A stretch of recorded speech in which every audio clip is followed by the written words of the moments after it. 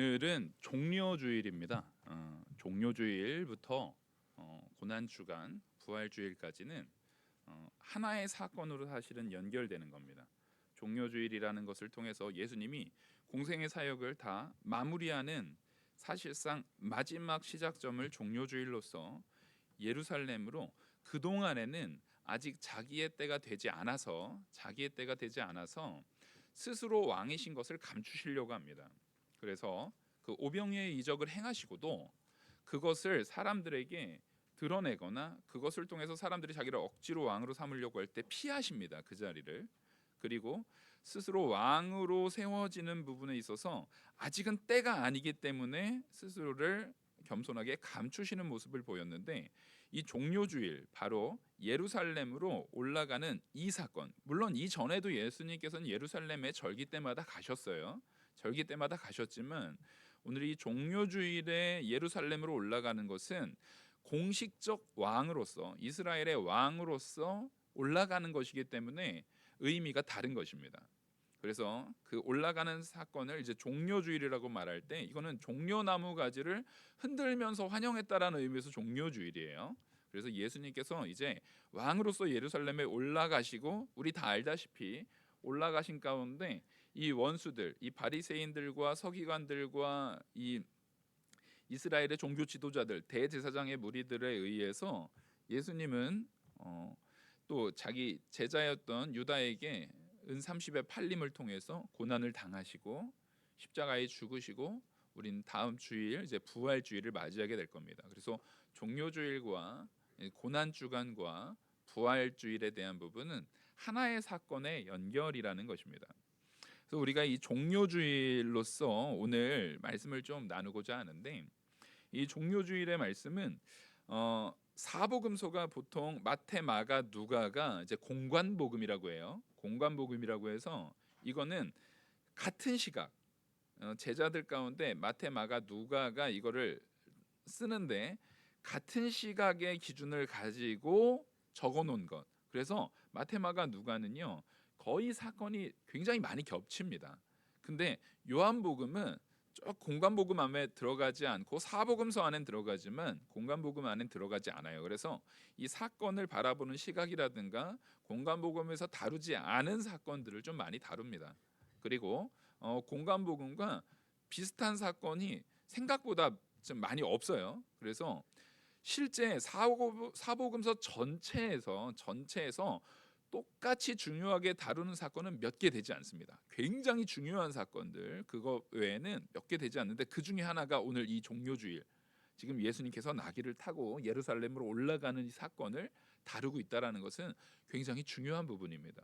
그만큼 이것은 모든 사도들에게, 그리고 모든 성도들에게 굉장히 중요한 사건이고, 한번 따라하겠습니다. 하나님이 공식적으로 예수님을 왕으로 선포하신 사건, 이게 아주 중요한 거예요. 예수님이 우리의 왕 되심을 선포한 사건입니다.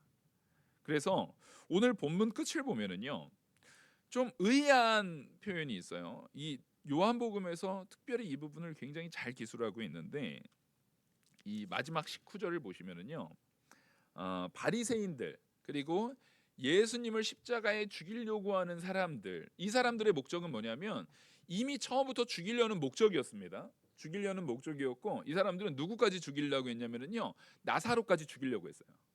왜냐면 나사로가 살아남을 통해서, 우리가 앞에 바로 직전에 보면은 12장 9절입니다. 12장 9절 10절을 제가 봉독해 드리겠습니다.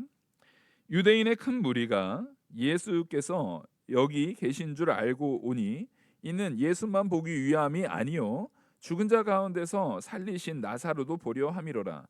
대제사장들이 나사로까지 죽이려고 모이하니 나사로 때문에 많은 유대인이 가서 예수를 믿음이로라. 그러니까 이들은 나사로를 통해서, 나사로가 죽었다 살아난 사건이 너무나 명확하게 증거로 드러나 있잖아요.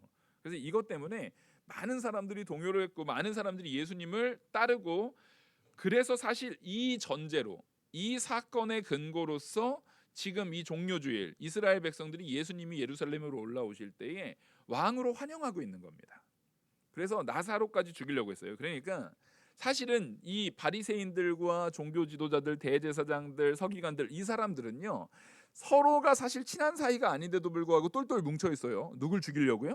예수님 죽이려고. 그리고 나사로까지, 그 예수님의 분명한 기적, 분명한 표적으로서 예수님이 하나님의 아들이구나라는 것이 분명하게 드러나 있는 표적이 나사로를 살린 사건이거든요. 근데 그것까지도 아랑곳하지 않고, 그게 하나님에 의한, 하나님께서 베풀어 주신 놀라운 표적이라 할지라도 지금 이 종교 지도자들, 타락한 이스라엘의 마음에서는요 뭐가 있는 거예요? 하나님의 표적이라도 우리의 이익에 반하면은 그거 없애버려. 나한테 이익되지 않는 일이면 하나님의 역사든 뭐든 상관없어. 그거 없애버려. 이게 지금 그들의 마음의 중심에 놓여져 있는 거예요. 여러분, 사람이라는 것은 자기 이익에 있어서 이렇게 패역하고 잔인할 수 있습니다. 다른 이의 목숨은 아랑곳하지 않을 뿐더러 그것이 분명하게 하나님의 역사임에도 불구하고 내 이익에 반하면 뭐 할 수 있는 게 인간입니까? 얼마든지 버리고 파괴시키고 그것을 아예 없는 사건인 것처럼 만들 수 있는 것이 우리 사람이라는 것입니다. 근데 그 가운데서도 그런 자들을 위해서, 그런 나를 위해서 예수님께서는 지금 예루살렘 왕으로 올라가시는데 뭐하러 올라가시는 거냐면, 이들은 지금 죽이려고 이미 작정을 했어요. 계획도 다 세웠어요. 죽이려고 가는 거예요. 죽으려고 예수님은 가는 거예요. 근데 여기서 잘 보셔야 돼요. 예수님이 죽으러 가시는 거지, 이 대적들이, 이 제사장들과 바리새인들과 서기관들이 능력이 강해서 예수님을 죽일 수 있는 게 아니다라는 것을 우리는 알아야 됩니다. 이걸 오해하시면 안 돼요. 분명한 건 하나님의 명령, 하나님의 허락하심, 하나님의 예언의 성취에 따라서 예수님이 순종하심으로 죽으시는 거지, 이게 이 제사장들과 바리새인들과 서기관들의 능력이 강해서 죽이신 게 아니라는 거예요. 그걸 보여주는 게 19절이라서 제가 오히려 12절보다 19절을 먼저 보게 하는 겁니다. 19절을 보시면 제가 읽어드리겠습니다. 바리새인들이 서로 말하되 볼지어다 너희 하는 일이 쓸데없다. 보라 온 세상이 그를 따르는도다 하니라. 자, 지금 바리새인들은 자기들의 입으로 푸념하는 거야. 이거 우리 망했어. 이거 우리 준비한 거 서로 지금 말하는 거예요. 지금 바리새인이 서로 말한다라는 것은 바리새인하고 제사장, 서기관의 무리들하고 이 전부 다 지금 뭐 한 거예요? 다 하나로 계획을 짠 거예요. 하나로 다 계획을 짠 거거든요. 근데 이거 망했다. 지금 이 종료주일에 사람들의 환호함을 보니까 이거 다 쓸데없는 짓 했다. 여기에서 말 그대로 강조하기 위해서 과장법이 나오거든요. 지금 온 세상이 그를 따르는도다. 이거는 하나님께서 성경에 기록했다라는 데에는 굉장한 의의가 있는 거예요. 지금 예수 그리스도는 사실상 이 사건은 온 세상이 아니라 딱 유대인들의 일부만을 지금 그려내고 있는 거잖아요. 근데 바리새인의 그 입을 통해서 온 세상이라고 말하게 하시는 하나님의 역사를 우리는 발견해야 됩니다.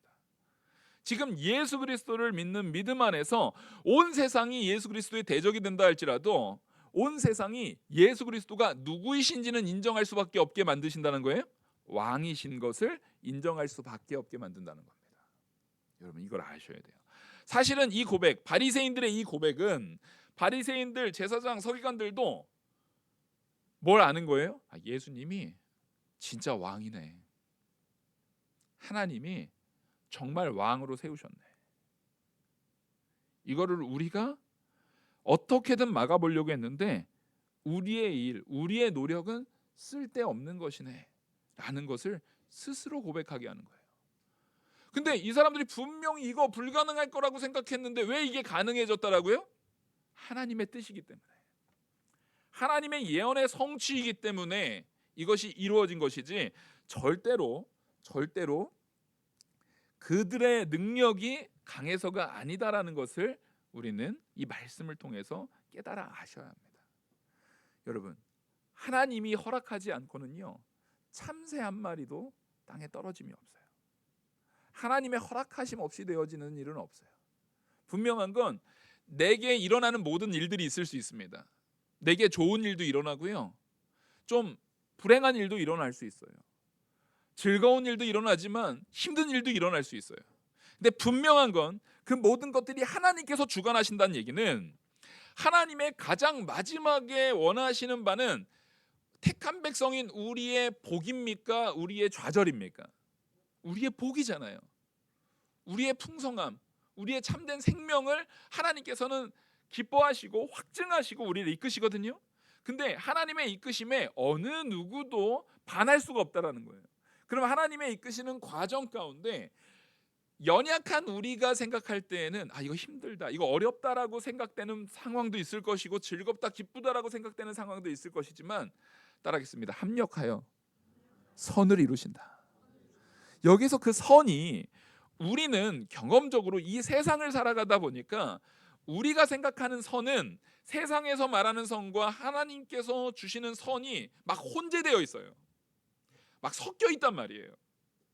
근데 분명한 건 하나님께서 합력하여 선을 이루신다 할 때 선은, 세상에서 말하는 선은 완전히 배제돼 있어요. 완전히 배제돼 있습니다. 하나님께서 우리에게 주고자 하는 가장 값진 참된 선을 이루실 거거든요. 근데 우리는 중간중간에 이거 마음에 안 들어요, 하나님 왜 이게 저한테 일어나요, 왜 저한테 이런 일이 있어요, 왜 저한테 이런 어려움이 있어요 라고 말할 때, 우리는 이 세상에서 말하고 있는 이 하나님께서 주시는 선과 이 세상의 선에 혼재되어 있는 그 자리에 살다 보니까, 하나님께서 주시는 선에 온전히 미치지 못했던, 혼재 있던 선에 대한 모습이 자꾸만 우리 안에 의문이 생길 수가 있어요. 의문으로 다가올 수 있어요. 하지만 그것은 하나님께서 그 연약함마저도 붙드셔서, 하나님이 정말로 우리에게 필요한 선, 정말로 우리에게 중요한 그 참된 선을 이루시기에 부족함이 없는 능력으로 이끄실 줄 믿으시기 바랍니다. 하나님은요, 예수 그리스도의 죽음까지도 분명히 세상 사람이 예수 그리스도를 죽인 게 아니에요. 예수 그리스도를 죽일 능력이 있는 게 아니에요. 그들의 마음은, 그들의 심령은 악하여서 죽이고자 온 마음과 온 힘을 기울이지만, 정작 그것이 누구 허락 없이는 될 수 없다라는 것을 우리는 확인했습니까? 예, 하나님의 허락 없이 될 수 없어요. 마귀가 능력이 세서 예수 그리스도를 십자가에 못 박은 게 아니다라는 것을 오늘 절대 이 종료주일에 우리는 명확하게 깨달아야 돼요. 그래서 1번 우리 한번, 제가 주보에 적은 1번 한번 읽어보시면, 1번 시작. 예수께서 예루살렘으로 오신다는 소식을 듣고 종려나무 가지를 가지고 왕으로 환영하는 사람들. 자, 지금 왜 근데 종려나무 가지일까요? 네? 왜 종려나무 가지일까요? 이거 초막절 때문에 그러나요? 초막절 때 종려나무 가지로 이게 초막을 만들거든요. 근데 사실은 그러면 시기적으로 안 맞아요. 초막절하고는 시기적으로 안 맞아요. 그 왜 종려나무 가지냐? 사실은 이 종려나무 가지의 사건, 이 종려나무 가지가 왕을 환영하는 모습으로 지금 보여진 거거든요. 왕을 환영하는 모습으로 보여줬는데, 이 종려나무 사건은 사실은 굉장히 중요한 신학적 의의가 있습니다. 어떤 의미에서냐면, 이스라엘의 잘못된 메시아관과 예수 그리스도의 온전한 메시아로서 오심이 충돌되는 사건이에요.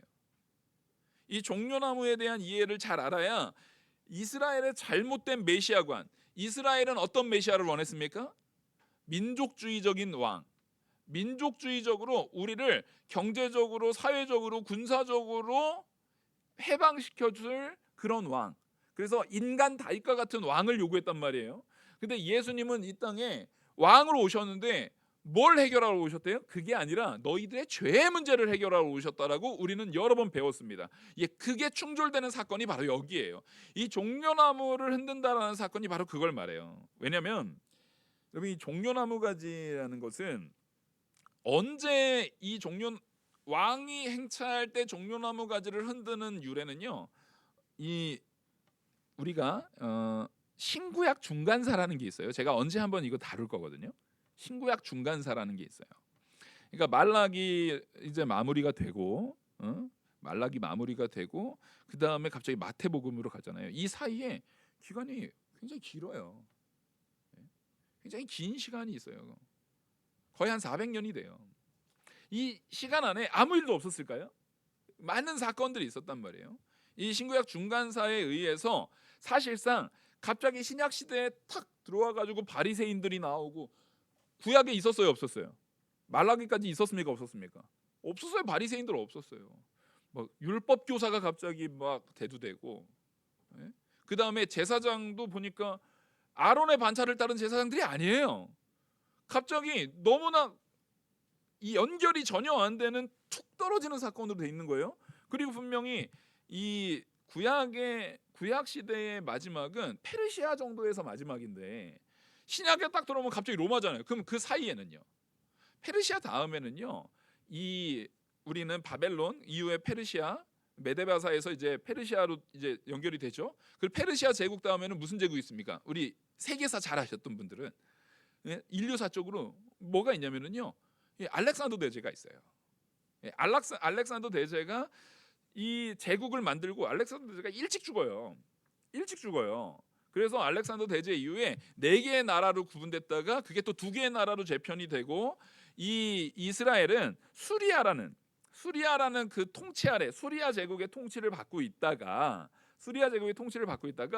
거기에 이 유대인들 가운데 다시 한번 그 수리아에 의해서 굉장히 모독을 당하는 일들이 생기거든요.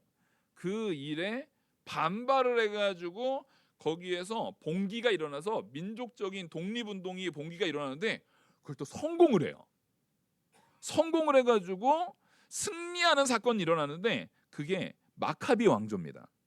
이 마카비 왕조가 사실 되게 중요해요. 이 마카비 왕조가 되게 중요하고, 그래서 한번 제가 신구약 중간사에 대한 부분을 한번 다루도록 하겠습니다. 이게 왜냐하면 신약을 이해하는데 되게 중요한 요소인데, 사실상 설교 시간에 이거를 적용하기가 조금 쉽지 않아서, 근데 한 번은 다루긴 해야 될 것 같아요. 왜냐하면 이 종려나무주의, 이 종료주일에 대한 부분을 이해하려면 이 부분이 꼭 필요하거든요. 오늘 그 부분만 가져오는 거예요. 지금 그 마카비 왕조가요, 예수님 주전, 이제 마카비 왕조가 주전 이 140년경, 주전 140년에서 130년경에 마카비 왕조가 이제 득세를 했던 때였습니다. 그 마카비 왕조가 시몬 마카베오라는 사람이요. 마카베오라는 사람이 수리아를 몰아내고 이제 예루살렘으로 입성하는 때, 그게 주전 141년경이에요. 그러니까 예수님 오시기 전에 무려 150년, 약 140년 전에 그렇게 독립한 적이 있었어요. 근데 물론 그 마카베 왕조가 또 그 안에서 영적으로 온전히 세워지지 못하고 타락하는 바람에 결국엔 로마에 의해서 멸망을 합니다. 그래서 신약에 딱 들어오면은 누구 시대예요? 로마의 속국이 되어 있는 시대로 되어지는 거예요. 이게 그래서 이 마카비 왕조가 처음 예루살렘으로 입성을 할 때 사람들이 어떻게 했냐면 종려나무 가지를 흔들면서 그 시몬 마카베오를 환영했어요. 그게 유래가 됩니다. 그래서 이 종려나무라는 것은 이후에 이스라엘의 민족주의자들, 여러분 분명히 말하지만 기독교인에게 있어서 민족주의는 좋은 겁니까, 나쁜 겁니까? 나쁜 겁니다, 여러분. 우리가 우리 민족 뭐 단일 민족, 우리 민족주의 그러면 선교 못 해요. 민족주의가 만약에 전 세계에 팽배했으면요, 우리나라에 선교사 와요, 못 와요? 못 오죠. 기독교인에게 민족주의는요 절대 좋은 게 아니에요. 이 유대인들의 민족주의가 뭡니까? 저 이방인들은 개돼지 취급했던 거예요. 이 마카비오 민족주의, 바로 우리를 살릴, 우리 유대인을 살릴, 우리 유대인만을 살릴 메시아를 기다렸던 게 이 종려나무를 흔드는 거에 사실상 유래되어 있어요. 그래서 이 사람들이 이거에 얼마나 진심이었냐면은 이제 이 마카베오, 이제 시몬 마카베오가 주전 141년경에 예루살렘으로 입성을 했잖아요. 그 이후로 주전 164년경에 이제 성전을 다시금 복귀해 가지고 그것을 다시금 다시 이거를 잘 구성을 합니다. 성전을 다시 잘 건축을 해가지고 이미 세워져 있는 거에 대해서 사실상 리모델링이라는 거예요. 새로 건축한 건 아니고 리모델링을 싹 해요. 리모델링을 싹 하는데, 그거를 이제 봉헌식을 할 때도 아까 그 마카베오 황제가 이렇게 올 때 사용했던 이 종려나무를 사용해요. 그러니까 이 종려나무 가지를 흔드는 것마다 뭐가 지금 이 마음의 사상에 뿌리박고 있냐면 우리 민족, 이 민족주의 정신이 여기에 지금 막 뿌리 깊게 박혀 있는 거예요. 그러니까 지금 이들이 생각하는 종려나무를 흔드는 것은 누굴 바라는 거예요? 내 민족을 살릴 왕. 우리를 지금 이 붙잡고 있는 저 제국으로부터 우리를 정치적으로나 군사적으로나 경제적으로 빼줄 왕. 아까 말했듯이 딱 누구? 유대인들의 잘못된 메시아관이 여기에서 완전히 확고하게 굳어버려요. 유대인들의 잘못된 메시아관이 오히려 이 마카비 왕족 가운데 확고하게 굳어져 버려요. 그래서 이 사람들이 이거에 대해서 얼마나 투철한 정신이 있었냐면 나중에 로마한테 멸망했다 그랬잖아요. 로마한테 멸망하는데 로마한테 멸망할 때 이 사람들이 이렇게 열심히 있고 이렇게 막 전투적인 호전적인 사람들이었기 때문에 계속 끝까지 저항을 했어요. 그 독립군들이 계속 있었습니다. 계속 게릴라 전하고 독립군들이 저항을 하고 있었는데 그 저항을 하다 보니까 자기들끼리 사용하는 이 돈이 통용돼야 되잖아요. 그래서 자기들끼리 주화를 찍었는데 그 주화에 뭐가 있었겠어요? 종려나무 잎이 있었어요. 그러니까 이들에게 있어서 동전에 그걸 새겼다는 얘기는 자기의 모든 것은 우리는 민족적으로 저 로마로부터 뭐 할 거다? 독립할 거다. 그거를 아예 동전에 새겨버린 거예요. 그래서 그 종려나무 잎이 동전에 그려져 있는 것이 당시에 마카비오 왕조 이후에 그 독립군들이 사용했던 동전이었어요. 그만큼 지금 이들에게 있어서 종려나무 가지를 흔든다라는 거, 유대인에게 있어서 종려나무 가지를 흔든다는 것은 이 사상적인 배경이 그대로 뭐 된 겁니까? 연결되어져 있는 겁니다. 그러니까 지금 사실상 유대인들에게 있어서 로마는 어떤 존재예요? 때려 부셔야 될 존재들. 민족의 원수. 이런 거예요. 우리 일제시대 생각하면 돼요. 일본이 우리 민족의 원수 이렇게 생각했던 것처럼 이 유대인들에게 로마는 그런 존재였고, 근데 여기에서 예수님이 올라오실 때 종려나무 가지를 흔들었다는 얘기는, 종려나무 가지를 가지고 환영했다는 얘기는 지금 예수님을 뭘로 보는 거예요? 그 시몬 마카베오가 올라왔던 것처럼 지금 이제 당시에는 수리아를 물리치고 독립시켰던 것처럼 이제 예수 그리스도를 통해서 로마를 물리치고 독립시킬 민족의 메시아, 민족적 메시아로 환영하고 반겼던 겁니다. 근데 예수님은 그렇게 오신 거라고요? 아니라고요? 그렇게 오신 게 아니에요. 그러니까 이 괴리를 우리는 이 종려주일에 이 종려나무라는 이해를 가지고 있어야 이 종려주일에 이 민족주의적인 잘못된 사고방식에 빠져있는 유대인의 메시아관과 참된 기독교인의 메시아관이 얼마나 다른지를 확인할 수 있는 거예요. 그래서 이들은 12절에 그들이 이튿날 명절에 큰 무리가 예수께서 예루살렘으로 올라오신다는 것을 듣고 그들은 들었죠. 야 시몬 그 나사로도 살렸대. 나사로도 살렸고 또 오병이의 이적도 했고 병자도 고쳤고 귀신도 내어 쫓았고 그 예수님이 오시면 우리 민족은 이제 로마 끝났어. 우리 민족은 이제 사는 거야. 그 마음을 가지고 뭘 한 거예요? 13절에 종려나무 가지를 가지고 맞으러 나가 외치되 호산나 찬송하리로다 주의 이름으로 오시는 이 곧 이스라엘의 왕이시여 하더라. 지금 여기서 말하는 이스라엘 왕 맞아요. 예수님은 이스라엘의 왕으로 온 건데 이들이 말하는 이스라엘 왕은 동상이몽인 거예요. 예수님이 이스라엘의 왕으로 온 것은 딱 민족적 이스라엘뿐만 아니라 영적 이스라엘. 그래서 사도 바울이 그렇게 주장하는 진짜 아브라함의 자손이 누구냐? 우리가 영적으로 아브라함의 자손입니까 아닙니까? 우리는 한국 사람이고 우리는 이 대한민국 여기 이 땅에 혹시 여기 유대인 안 계시죠? 우리는 대한민국 사람인데도 불구하고 영적 이스라엘 백성인 거예요. 근데 이들이 말하는 이스라엘의 왕이다라고 할 때는 자기들만의 왕인 거예요. 이거를 예수님은 뭐 하시는 겁니까? 깨트려 버리시는 거예요. 지금 이 종려주의를 통해서 이 사건을 통해서 그걸 깨트려 버리시는 거예요. 너희들이 바라고 있는 그 모습으로 내가 오는 게 아니라 너희들이 바라는 것은 로마를 깨부실 왕으로 오는 건데 나는 왕으로 온 것이 맞다. 나는 메시아로 온 것이 맞다. 근데 나는 메시아로 와서 로마를 죽이는 것이 아니라 누가 죽으세요? 예수님이 죽으세요. 왜요? 왜 예수님이 죽어야 돼요? 우리의 죄의 문제를 해결하기 위해서는 예수님이 죽으시는 거예요. 그러니까 이들이 바라는 것은 내가 안 죽어야 돼요. 이 이스라엘의 마음의 종려나무는 나는 안 죽어, 나는 안 죽어 이거예요. 나는 못 죽어 이거예요. 근데 예수님은 뭐라는 거예요? 예수님이 십자가에 못 박혀 죽으실 때 나의 정과 욕심도 어떻게 해야 되는 거예요? 함께 못 박혀 죽어야 되는 거예요. 그러니까 예수님은 내가 죽는 것과 같이 너희도 죄에 대해서 죽어야 된다라고 오시는 건데, 지금 이 종려나무를 흔들고 있는 유대인들은 뭐예요? 나는 안 죽을 거야 하고 있는 거예요. 얼마나 달라요. 완전히 같은 사건을 보고 전혀 다른 사고방식으로 살아가는 거예요. 저놈들을 죽일 거야, 저 원수들을 죽일 거야 라고 소리치고 있는 거예요. 그래서 예수님은 군마를 타고 오는 게 아니라 뭘 타고 오십니까? 나귀 새끼를 타고 와요. 이 나귀 새끼를 타고 오는 것은 1차적으로는 뭐냐면, 우리 스가랴 9장을 보시겠습니다. 스가랴 9장 9절 10절 제가 봉독해 드리겠습니다.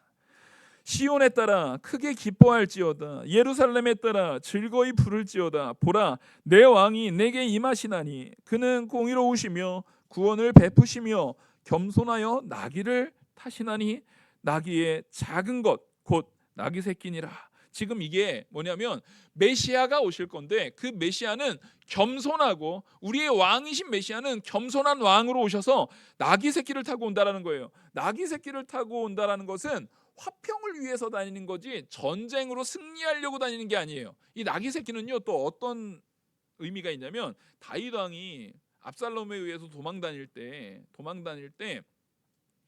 다윗 왕이 나귀 새끼 타고 다니거든요. 그리고 돌아올 때도 나귀 새끼 타고 와요.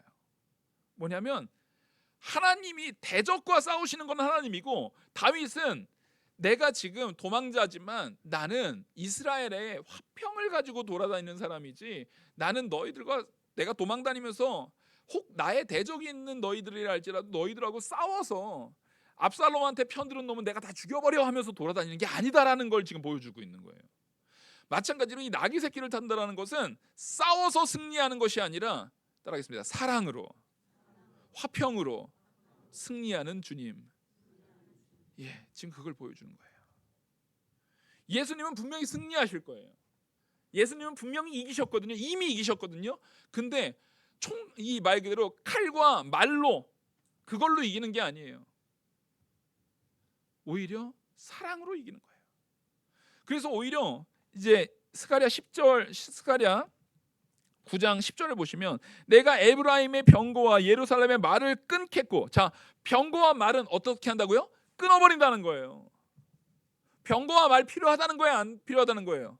분명히 승리의 왕으로 오시는데 거기엔 병거와 말은 끊어버리겠다는 거예요. 전쟁하는 활도 끊으리라. 전쟁할 때 활은, 이 당시의 활은요 최고의 무기였거든요. 지금 병거, 말, 활은 이게 있느냐 없느냐에 따라서 승리가 좌우되는 전략 무기예요. 요즘으로 따지면 핵 얘기하는 거예요. 근데 그걸로 승리하는 게 아니다라는 거예요. 그러면서 그가 이방 사람에게 화평을 전할 것이요. 예수님은 오히려 승리하는데 뭘로 승리합니까? 화평을 전함으로 승리하신다는 겁니다. 그의 통치는 바다에서 바다까지 이르고 유브라데 강에서 땅끝까지 이르리라. 그리고 이 승리, 화평을 통하여서 이루시는 승리를 모든 민족에게, 이 지구상 모든 민족에게 전하는 진짜 만왕의 왕이 되시길 거라는 거예요. 그래서 아까 우리가 오늘 본문에 바리새인들이 사실상 자기들은 과장어법으로 그런 마음도 없이 말한 것 같지만, 그 말에 있어서 뭐라고 했어요? 야, 우리 큰일 났다, 온 세상이 다 그를 따를 거다. 이 말이 사실은 뭐의 성취예요? 스가랴에 예언된 내용을 이 사람들이 입술로 고백해버리는 거예요. 본인들은 원하지도 않아도 입술에 고백이 돼버립니까? 안 돼버립니까? 고백이 돼버립니다. 또한 지금 아까 이스라엘 백성들, 그 유대인들은 민족주의적인 메시아를 바람으로 나는 안 죽어, 저놈들 죽여버릴 거야 라고 말하잖아요. 근데 예수님은 오셔서 오히려 하나님 사랑, 이웃 사랑을 얘기할 때 그 이웃의 가치를 어디까지 확장시킨다고요? 원수까지. 갑자기 버퍼링이 생기시죠? 이거 하도 한 100번도 넘게 말한 것 같은데, 우리에게 이웃의 확장은 어디까지예요? 원수까지입니다. 그러니까 지금 예수님에게는 이스라엘을 압제하고 있는 로마 사람들도 뭐의 대상인 거예요? 화평으로 그들을 내 백성으로 삼을, 그들을 위해, 로마에 믿는 택한 백성들을 위해서도 예수님은 뭐 하신 거예요? 죽으신 거예요. 예, 원수를 위해서도 죽으신 거예요. 지금 바리새인들, 서기관들, 제사장은 예수님에게는 원수예요, 아니에요? 원수예요. 근데 그들을 위해서도, 그들도 예수님을 믿고 돌이키면 뭐 하는 거예요? 구원을 받는 거예요. 예수님의 왕이 되어서 오심은 진짜 생명을 위해서 오시는 거예요. 원수를 죽이러 오는 것이 아니라 오히려 원수까지도 살리려고 오시는 예수 그리스도의 그 메시아의 가치와 지금 이 유대인들의 민족주의적인 메시아관의 충돌로서 지금 이 종료주의를 우리에게, 종료주의의 오늘 이 말씀을 보여주고 있다는 것입니다. 그리고 이것은 아까 우리가 스가랴를 봤듯이 지금 뒤에서 말하는 15절에 말하는 14절부터 예수는 한 어린 나귀를 타시고 보고 타시니 이는 기록된 바 시온에 따라 두려워하지 말라, 보라 너의 왕이 나귀 새끼를 타고 오신다음과 같더라. 이게 아까 우리가 읽었던 스가랴의 예언이에요. 그것이 뭐 됐다라는 거예요? 지금 따라해서 성취됐다. 예수님은 능력이 있잖아요. 예수님 힘이 있어요. 근데 자기 능력을 부려가지고 자기가 원하는 대로 하는 일이 있어요, 없어요? 없어요. 항상 누구 뜻대로 성취합니까? 하나님, 성부 하나님의 계획하신과 뜻대로 그 뜻에 온전히 순종해서 성취하시는 예수님을 보여주는 거예요. 예언을 성취하시는 그리스도는요, 참된 겸손을 말합니다. 오직 하나님의 뜻이 이루어지기를 바라는 거예요. 내가 능력이 있어도. 우리는 그래서 세상을 살아갈 때 하나님 앞에 내가 도저히 할 수 없는 일에 있어서는 하나님 앞에 구해요. 하나님, 제가 능력이 없어요, 저 좀 도와주세요 구하는데, 내가 힘이, 알량한 힘이 조금만 있어가지고 내 힘을 가지고 충분히 해결할 수 있는 거면은 우리는 그거를 막 갑자기 갑질로 그 힘을 부려요, 안 부려요? 못됐죠? 네? 누가 못된 거예요? 참 잘하시네요. 우린 참 못됐어요. 하나님 앞에 온전히 기대는 것은, 예수님을 닮아간다는 것은 내가 능력이 있어도 그 능력 가지고 갑질 부리고, 능력 가지고 아니 네가 나를 우습게 봐? 이 자식이 하면서 능력을 갖다 쓰는 게 아니에요. 우리는 그 능력을 가지고 이것이 하나님께 영광되는 일이면은 사용하지만, 하나님의 예언을 성취하는 일이면 사용하지만, 그것이 아닌 경우에는요, 그것을 잠잠히 두는 거예요. 겸손히 하나님 앞에 나를 두는 거예요. 그래서 교회는요, 자기 능력 자랑하는 장이 아닙니다. 나 연봉 얼마야? 내가 지위가 어때? 내가 뭐가 어때? 그래서 교회들이 막 장로님 세울 때 돈 많은 순서로 장로님 세우는 교회들 있잖아요. 그리고 자산 규모가 얼마 이상 되지 않으면 장로님 안 세우고, 있을 수 없는 일이에요. 교회에서는 있을 수 없는 일이에요. 교회는 그것과 전혀 반대의 삶을 살아가는 존재들이에요. 우리는 언제나 하나님 앞에 나는 무익한 종이고 아무것도 아님을 온전히 고백하는 자들로 설 때에 진짜 교회의 가치가, 성도의 가치가 온전하게 세워지는 것입니다. 그게 이 종료주일에 오늘 증거되는 말씀의 참된 의의이기도 하고요. 그래서 우리 3번 한번 보겠습니다. 3번 시작. 나사로의 표적을 보고 모인 죄인들, 그리고 그들을 위하여 죽으시러 오신 이스라엘의 왕 예수 그리스도. 아멘. 그 사람들은요, 뭘 보고 모인 거예요? 표적을 보고 모인 거예요. 지금 제가 일부러 나사로 사건 하나만 말했어요. 근데 앞에서도 제가 말씀드렸듯이 예수님께서 보여주셨던 모든 표적들을 통해서 이스라엘 백성들은, 유대인들은, 이야, 예수님 왕 세우면 우리 이제 걱정 없어. 먹을 걱정도 없고 우리 이제 고민 끝났어. 사실은 이거는 예수님을 왕 세우고 싶은 거예요? 자기 이익을 위한 거예요? 자기 이익을 위해서 말하고 있는 거예요. 그렇게 끝까지 자기 이익만 가지고 똘똘 뭉쳐 있고, 또 그 자기 이익만 가지고 똘똘 뭉쳐 있는 사람이 나중에 결국 누구를 십자가에 못 박을 거예요? 예수님을 십자가에 못 박을 거거든요. 며칠 안 지나서.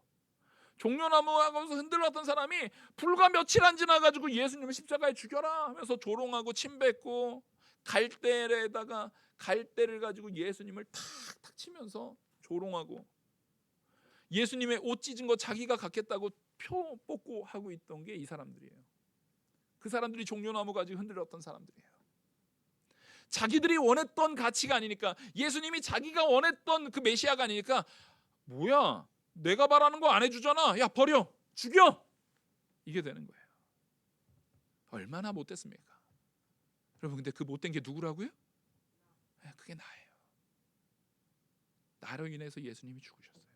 그 못된 나로 인해서, 그 못된 나를 위해서, 그들을 위해서 죽으러 오신 이스라엘의 왕으로 오셨는데 죽으러 오셨어요. 우리는 이 종려나무 사건을 예수님의 비유에서 이미 들었어요. 예수님의 비유 가운데 왕이 이제 그 포도원 농부들한테 이제 소출을 받으려고 종들을 보내요. 종들을 보냈더니 얘네들 어떻게 해요? 종을 패고 죽이고 이렇게 패서 완전히 엉망으로 만들어가지고 돌려보내요. 그러니까 왕이 누굴 보내면 안 죽일까 해서 보내요? 아들을 보냅니다. 근데 아들을 저 아들 죽이면 이거 이제 우리 거 되는 거 아니야? 말도 안 되는 논리로 그 아들을 죽입니다. 지금 이 이스라엘 백성들이 하는 게 뭡니까? 야, 저 아들 우리한테 이익도 안 되는 거, 우리가 원하는 거 주지도 않는 아들 우리가 죽이면 이제 우리가 이 모든 것의 주인 되는 거 아니야? 라는 마음으로 죽이는 모습. 그게 바로 이 종려주일에 우리가 나누고 있는 이 말씀의 사건이에요. 결국 이들은 그 예수 그리스도를 그 비유에서처럼 어떻게 합니까? 십자가에 못 박아 죽입니다. 근데 여러분, 그 십자가에 못 박아 죽이는 그 비유에서의 그 악한 청지기들이 누구라고요? 그게 나예요. 내 죄로 인해서 예수님이 십자가에 못 박혀 죽으신 거예요. 이렇게 얘기하면 목사님 전 그렇게 나쁜 사람은 아닌데요? 목사님 왜 자꾸 저를 그렇게, 전 그렇게 나쁜 놈은 아니에요. 지금 이렇게 말하면 그게 뭐랑 똑같은 건 줄 아세요? 예수님이 베드로한테 내가 발을 씻긴다고 하니까 목사님 발 못 씻겨준다고. 근데 예수님이 너 내가 발 씻기지 않으면은 너 나랑 상관없다고 하니까 목욕시켜달라고 하잖아요.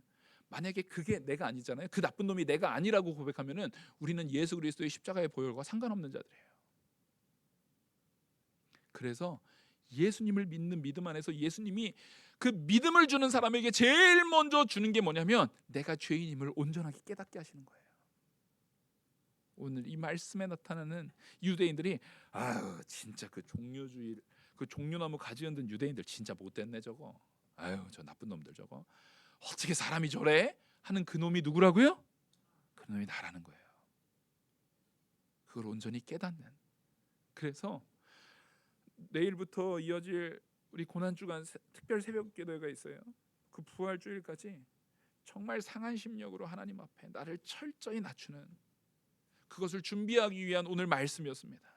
그 시간을 온전히 은혜로 누리는 저와 우리 모든 성도님들 되기를 간절히 축원합니다. 기도하시겠습니다. 은혜와 사랑이 무한하신 하나님 아버지 감사합니다.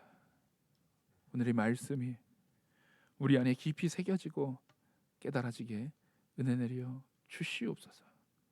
이 모든 말씀 살아계시는 우리 주 예수 그리스도의 이름으로 기도 올리옵나이다. 아멘. 찬송가